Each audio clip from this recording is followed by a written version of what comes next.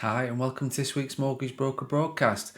This week's podcast is a little bit different because Mortgage Broker Broadcast, the podcast, is 2 years old this week. So I just wanted to take this opportunity with this week's podcast to have a bit of a recap, a bit of reflection, and put together some clips of the amazing guests that I've had over the past 12 months. There are too many clips to include into a podcast, so I apologise for those guests who have been on the podcast the last 12 months, not including the clips. Doesn't mean that the podcast was any less worthwhile than the previous ones. Just got so much content, putting so many sort of takeaway moments from the podcast over the last 12 months that I couldn't include them all. So I had to be a bit selective. There is obviously a list of the podcasts. You can go back to any ones that you previously missed out on. But yeah, I just wanted to get this week's to celebrate the past, celebrate the last 12 months. We're now 2 years into the podcast, and we're now episode 105, I think it is, 106 now into the podcast. And yeah, it's just been an amazing journey from how it started. If you want to know how it started, then you can obviously go back to the last year's anniversary one, which explained a little bit about how the podcast started. But what an amazing journey it's been over the past 12 months. Amazing guests, amazing feedback from people that do listen and subscribe. And so, yeah, let's just get into the clips. Let's get into the podcast.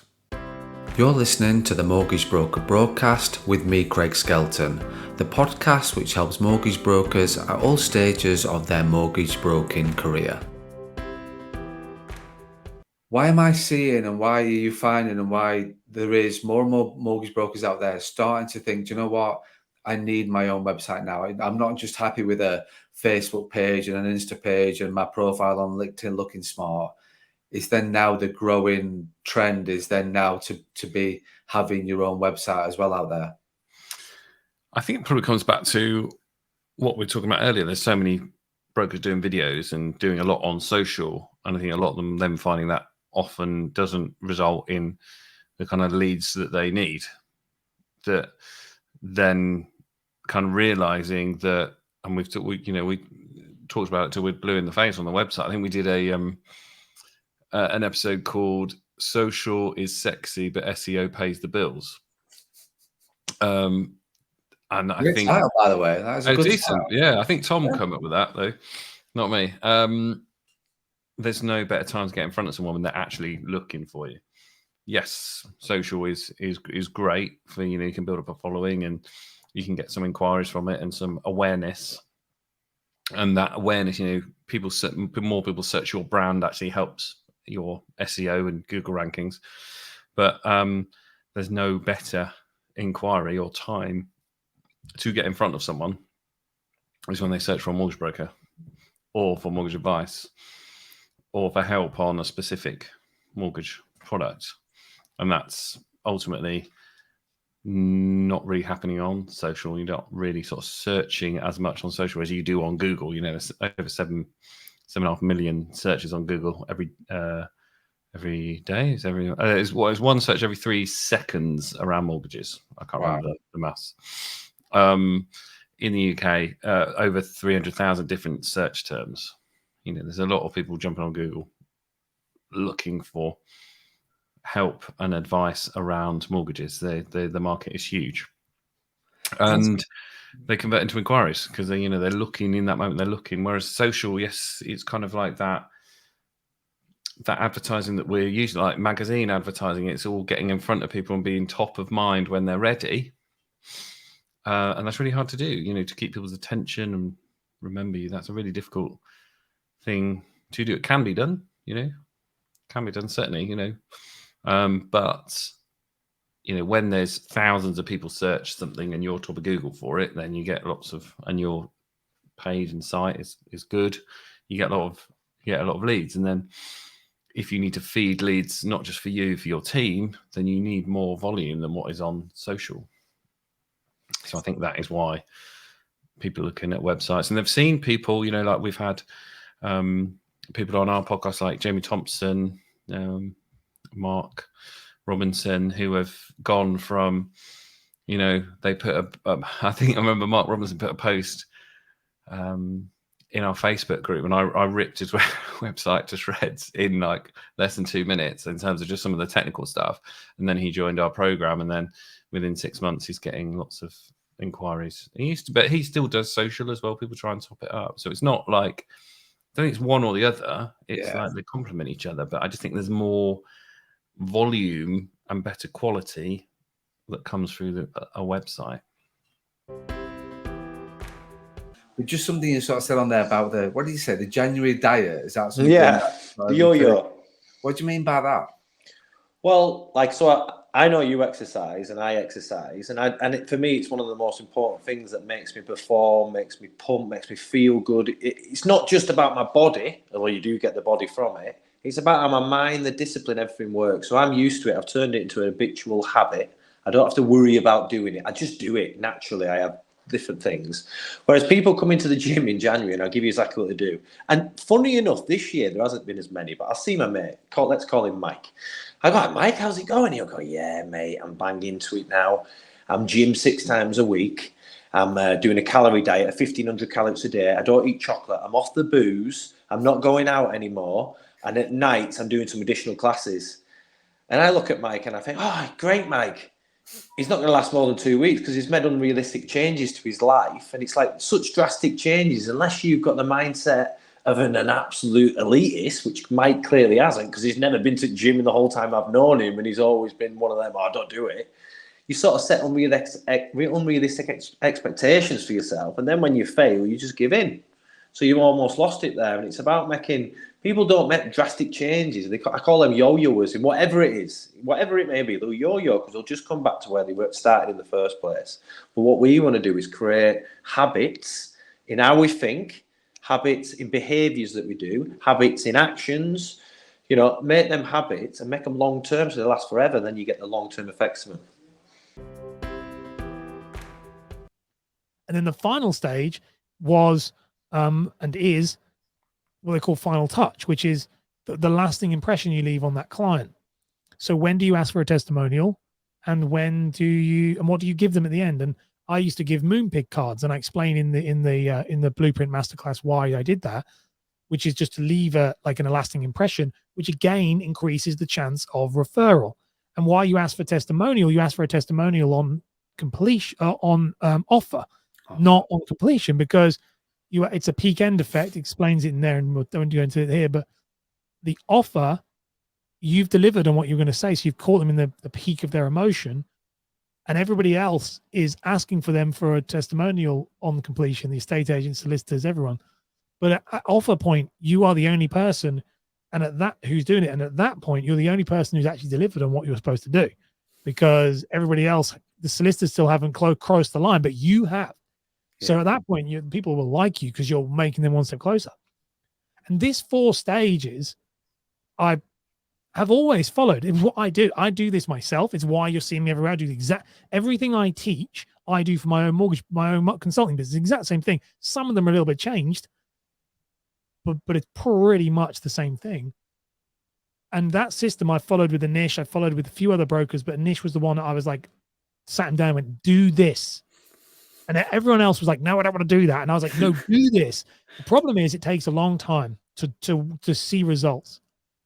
But what it is it's this system, this blueprint will allow anyone, it's literally paint by numbers, is if you follow this blueprint over, 1 year, what will happen is, it's not so much 1 year, just do it over 1 year, 2 years, whatever. What will happen is one client will turn to 2, 2 will turn to 4, 4 will turn to 8, 8 will turn to 16. It's one of these organic growth. It's a swelling kind of effect. When Mortgage Made Easy was becoming a vision in your mind, you're thinking about this is something you wanted to do, set up your own brand and business. Was it always the plan to be more than Lee Rowland? Was that always the plan to be more than you being a broker in the business? Yes, 100%. From the day I thought of going on my own and setting up the brand and the business, there was always expansion in mind. So that's why I was always researching, reading, looking at other people's models. And I know for a fact that I'm pretty good at relationship development, not bad at business development, not bad at running a team. And so it's always been there that to get, and that's why it's called Mortgages Made Easy. It's like a quite generic, so it can be put out across wherever. It's not specific to a specific area.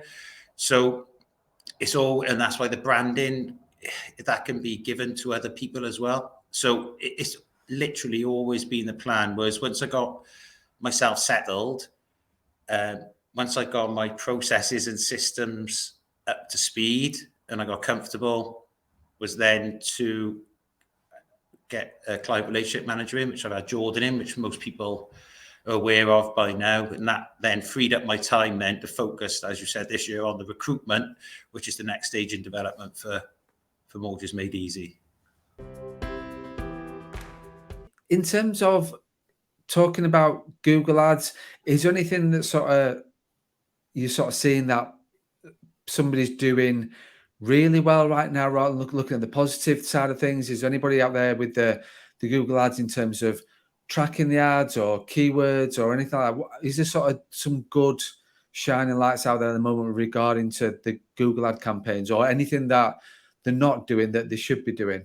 Yeah, I mean, I think that the people who are still doing the best on Google Ads within the mortgage space, whether this is whether they're clients of mine or whether they're other people, are those who are going after specific niches within the mortgage sector. And this is not new advice. I've been saying it for ages. Other people have as well. But the big problem that you have as a mortgage broker is, by and large, you are selling the same products and services from the same lenders as every other mortgage broker. A little bit of variance, but by and large, why do I get my mortgage? 44,000. I read your post, David. Yeah. 44,000 of them. So, why would I get my mortgage from you rather than another broker down the road? And one of the reasons is by being a specialist in a particular sector. That's just generally, good for your marketing, but it's just particularly important with Google Ads, because if you try, to give a simple example, if you try and be on Google Ads for a very generic kind of phrase like mortgage broker, then you've got a lot of competition. And what are you going to say in your ad that's going to resonate with the person who's typed in mortgage broker? Because you don't know what they're looking for. Whereas if someone's typed in something more specific, like, mortgages for listed buildings or mortgages for IT contractors, or, something specific like that.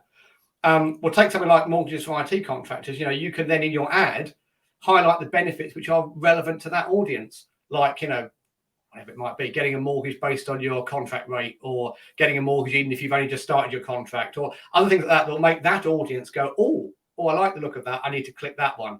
Whereas if you were just trying to talk to everybody, you couldn't put benefits in your ad that would resonate. And that, of course, then carries on through, or it should carry on through, to when someone clicks your ad and goes through to your site, because you've targeted a very specific kind of keyword, and you therefore know that it's an IT contractor or a nurse or a listed building owner or whatever it is who's clicked your ad, you can make sure that your landing page talks about the exact pain points that kind of target audience has, and reassures them that you can solve those particular issues and that you're a specialist in it. Because everyone would always rather go to a specialist than a generalist, and that's, across all industries and stuff. So yeah, the people who are doing well are basically those who are focusing on a specific niche or niches, rather than just trying to compete for anyone and everyone who's searching for mortgage broker.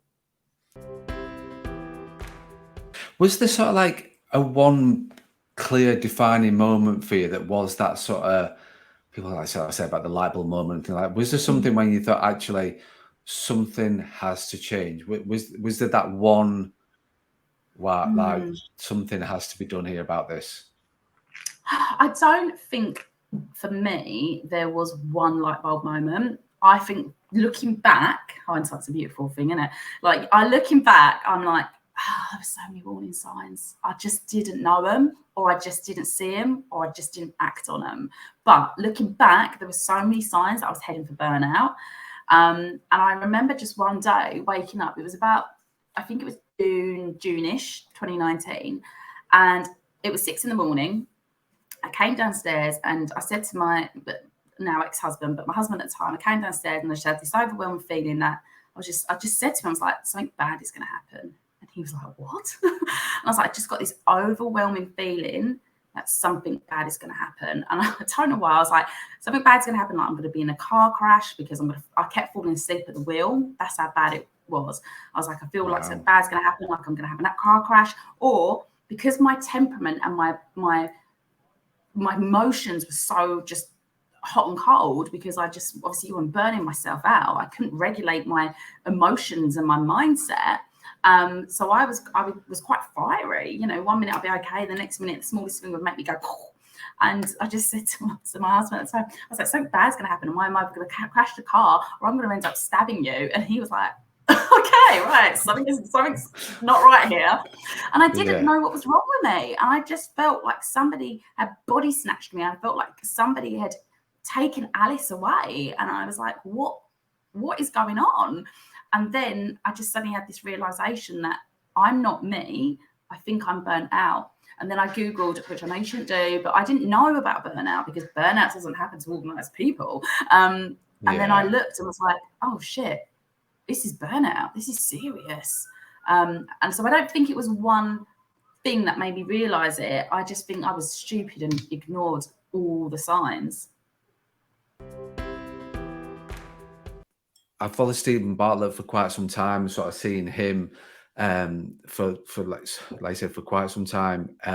Other people that I would sort of see as deemed as successful, and I went through the same.